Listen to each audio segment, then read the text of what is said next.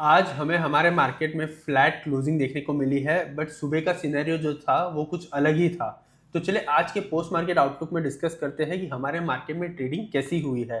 तो हमने pre market outlook में डिस्कस किया था कि जो गिफ्ट निफ्टी है वो हमें गैप अप ओपनिंग की इंडिकेशंस दे रही थी, क्योंकि गिफ्ट निफ्टी जो है वो नियरली 160 पॉइंट्स पॉजिटिव ट्रेड कर रही थी। बट आज हमें कोई बड़ा गैप अप देखने को नहीं मिला और गैप अप के बाद सिर्फ और सिर्फ हमें एक फॉल ही देखने को मिला है हमारे मार्केट में। मैंने सुबह भी आपको एक चीज़ एक्सप्लेन की थी कि हमारे मार्केट्स में कल जो था वो क्लोजिंग के वजह से, ऑप्शन सेशन की क्लोजिंग के वजह से जो क्लोजिंग प्राइस डिसाइड हुआ था वो ऑलरेडी 150 पॉइंट्स ऊपर ही आया हुआ था। और तो इससे होता क्या है कि अगर समझो कि क्लोजिंग प्राइस जो थी वो 315 की ही रहती, तो हो सकता था कि हमें भी हमारे मार्केट में आज बड़ा गैप अप देखने को मिलता था। पर क्लोजिंग प्राइस के हिसाब से हम ऑलरेडी 150 पॉइंट्स ऊपर थे, तो इतना पॉसिबल नहीं था कि गिफ्ट निफ्टी भी बता रही है 150 पॉइंट्स और पॉजिटिव, तो हम और 150 points positive close sorry open हो। तो इसी वजह से मैंने सुबह भी बताया था कि हमें इतना बड़ा गैप अप एक्सपेक्ट नहीं करना चाहिए। हमें छोटा सा ही गैप अप देखने को मिलेगा और वैसे ही हुआ, एक छोटा सा गैप अप देखने को मिला और through out the day markets में हमें गिरावट ही देखने को मिली है। आज भी मार्केट जो थे वो नियरली 100 पॉइंट से ज़्यादा नेगेटिव ट्रेड कर रहे थे, फिर हमें हल्की सी रिकवरी देखने को मिली एंड ऑफ द डे।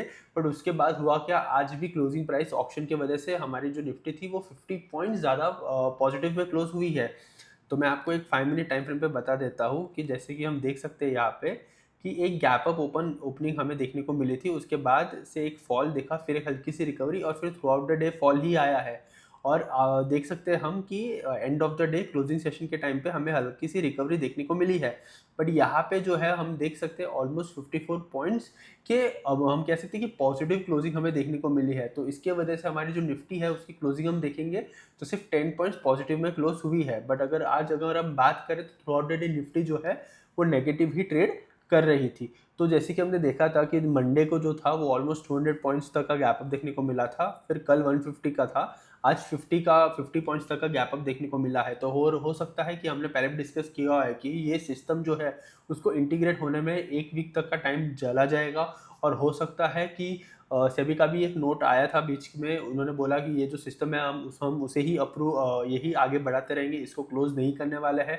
उन्होंने बोला था कि 1-2 दिन के लिए हो सकता है प्रॉब्लम हो, और उन्होंने इंस्टीट्यूशंस को बोला है कि आप जो है वो ऑप्शन में पार्टिसिपेट करें अच्छे से, ताकि जो बाइंग और सेलिंग का जो प्रेशर है ऑप्शन में वो सेम ही रहेगा। क्योंकि ऐसा हो पहले 1-2 दिन तो यही हुआ है कि जो हैवी वेट स्टॉक्स थे उसके अंदर बाइंग ज़्यादा थी, इसके वजह से हमें इतने बड़े बड़े गैप अप्स देखने को मिले थे एंड के टाइम पे, या मूवमेंट देखने को मिले थे, हम ऐसा कह सकते हैं। अगर पार्टिसिपेशन जो इंस्टीट्यूशन का है वो ऑप्शन में बहुत ज़्यादा हो गया तो हो सकता है कि आगे आने वाले दिनों में हमें निफ्टी में 20-25 पॉइंट्स तक का ही ये जो क्लोजिंग प्राइस में डिफरेंस है वो देखने को मिलेगा, और बैंक निफ्टी में मैक्सिमम 100 पॉइंट्स तक का। तो देखते हैं कि आगे आगे आने वाले दिनों में और हमें क्या क्या फ़र्क देखने को मिलता है। अगर हम बात करें तो आज एक की इवेंट था, आरबीसी की मीटिंग थी, पॉलिसी की मीटिंग थी, और हमने ये बोला था कि एक इवेंट हो सकता है, मार्केट वॉलेटाइल्स हो सकते हैं। तो वैसे ही हुआ कि जब सुबह 10 बजे पॉलिसी अनाउंस हुई तो उसके बाद हमें एक अच्छा सा अपमूव देखने को मिला। जैसे कि हमने डिसाइड किया हुआ था कि जो रेपो रेट है वो अनचेंज ही रहने वाला है, वो अनचेंज ही रहा एट 5.25%।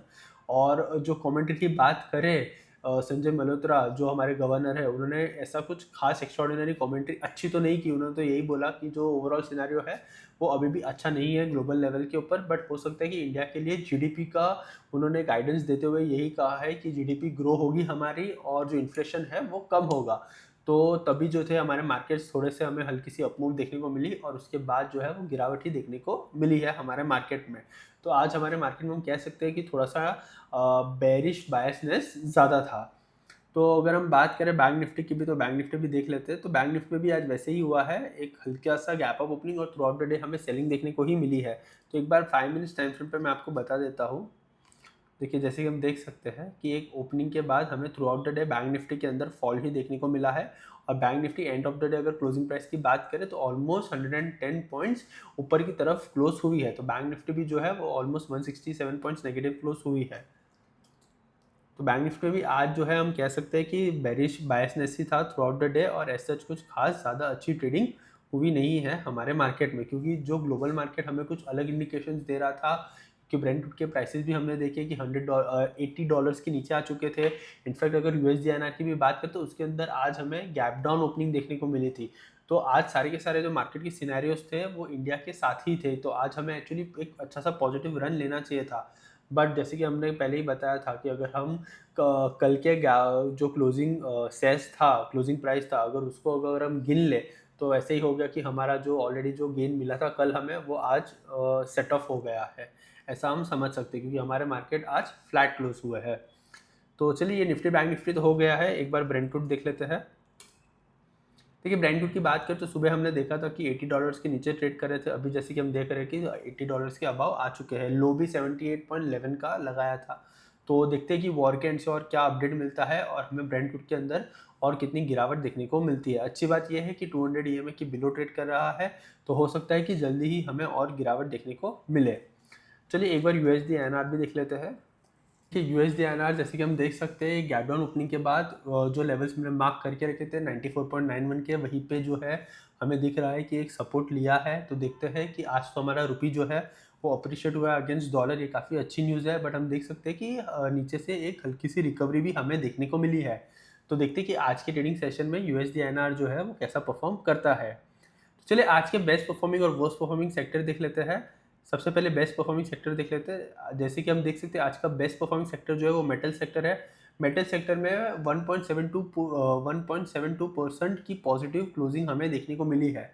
सुबह हमने डिस्कस किया था सेक्टर 2 वॉच में कि आज हमें मेटल सेक्टर के ऊपर फोकस करना है, और मेटल सेक्टर ने आज बहुत ही अच्छा परफॉर्म किया है। तो मेटल सेक्टर जो है वो आज का बेस्ट परफॉर्मिंग सेक्टर है। और उसके साथ हमने और दो सेक्टर पे फोकस करने की बात की थी, एक तो था ऑटो सेक्टर और एक था फाइनेंशियल सर्विस सेक्टर। तो उसके ऊपर भी हम एक बार फोकस करेंगे।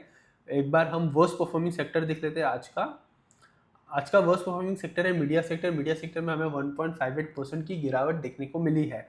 तो मीडिया सेक्टर के ऊपर ज़्यादा बात नहीं करेंगे क्योंकि बेरिश टोन है इसका, यहाँ पे जल्दी ही क्रॉस ओवर हो जाएगा। क्रॉस ओवर के बाद देखते हैं कि ये जो ट्रेंड है वो पॉजिटिव हो जाएगा, तो हम मीडिया सेक्टर के ऊपर भी फोकस करना शुरू कर देंगे।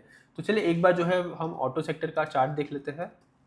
देखिए, ये ऑटो सेक्टर है हमारे सामने। ऑटो सेक्टर आज 1.27% पॉजिटिव में क्लोज हुआ है, और जैसे कि हम देख सकते हैं ऑटो सेक्टर ने एक नया ऑल टाइम हाई लगाया है और एक नए ऑल टाइम हाई के पास ही उसकी क्लोजिंग हुई है। तो ये काफ़ी अच्छे इंडिकेशन है। ऑटो सेक्टर में एक अच्छा सा बुल रन हमें देखने को मिला है।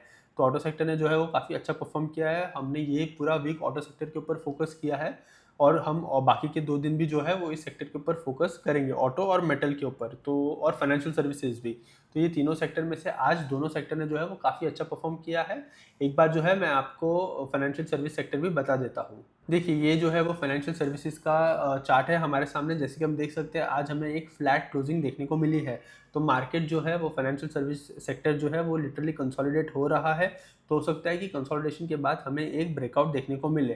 तो देखते हैं कि अभी तो ये वीक में 2 दिन और बाकी है ट्रेडिंग के, तो देखते हैं कि बाकी के 2 दिन में ये सेक्टर जो है वो कैसा परफॉर्म करता है। तो चलिए, एक बार जो है वो हम FII का डेटा देख लेते हैं। देखिए, डेटा की बात करें तो डेटा जो है वो अभी तक आया नहीं है, तो कल हम हमारे प्री मार्केट आउटलुक में डेटा डिस्कस कर लेंगे। तो चलिए, आज का जो हमारा पोस्ट मार्केट आउटलुक है उसे हम समराइज़ कर लेते हैं। और समराइज़ करते हुए तो यही कहेंगे कि आज हमें फ्लैट क्लोजिंग ही देखने को मिली है निफ्टी के अंदर, और बैंक निफ्टी के अंदर थोड़ी सी बेरिश क्लोजिंग देखने को मिली है।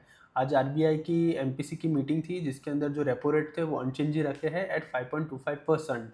और अगर हम ओवरऑल बात करें तो स्मॉल कैप, मिड कैप और माइक्रो कैप जो है वो पॉजिटिव में क्लोज हुए हैं, बट इतने डीप पॉजिटिव नहीं है। सेक्टर्स की बात करें तो आधे सेक्टर्स जो है वो पॉजिटिव क्लोज हुए हैं और आधे सेक्टर्स जो है वो नेगेटिव क्लोज हुए हैं। अगर मैं अमेरिकन मार्केट्स की बात करूं तो अमेरिकन मार्केट्स के जो फ्यूचर्स है वो अभी नियरली 0.5% पॉजिटिव ट्रेड कर रहे हैं।